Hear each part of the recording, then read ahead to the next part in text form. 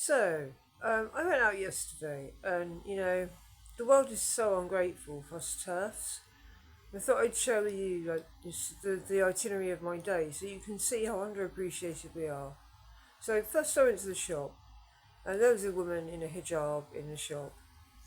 So I screamed at her that she was just property, and no one loved her, and she didn't take it very well. Like, it's just me trying to help, and she was throwing the till at me and threatening to call the police. Like, I just went to help.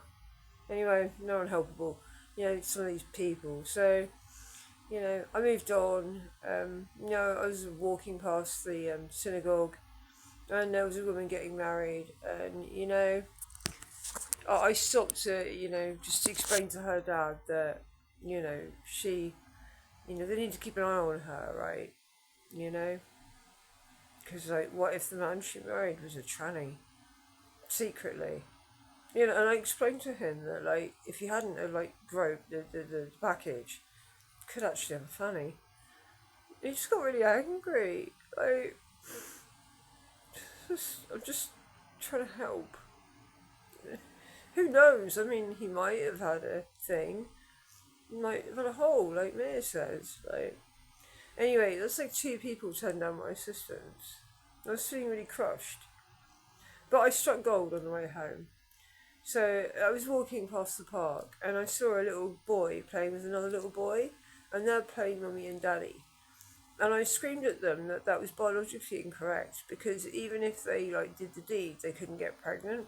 So they were basically like an affront to God. And I screamed at them a lot because they're small and otherwise they struggle to understand what your point is. And when I left, they were hugging each other and sobbing and clearly with joy, right?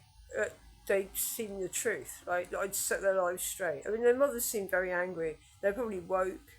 I bet they were thinking of raising them as little girls or something.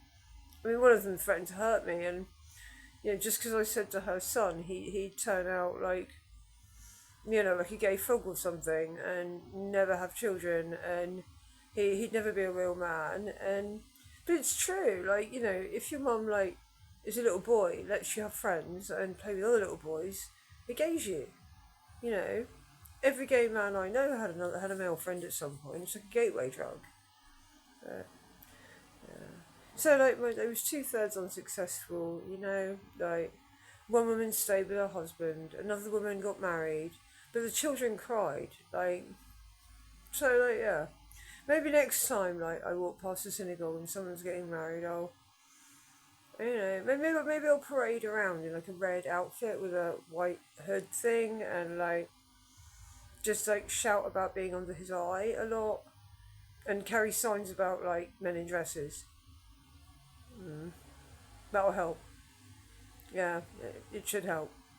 If they think only about men in dresses when they're getting married, that'll make sure their day's good and it starts off on the right foot. Yeah. Anyway, yeah. Have a good day.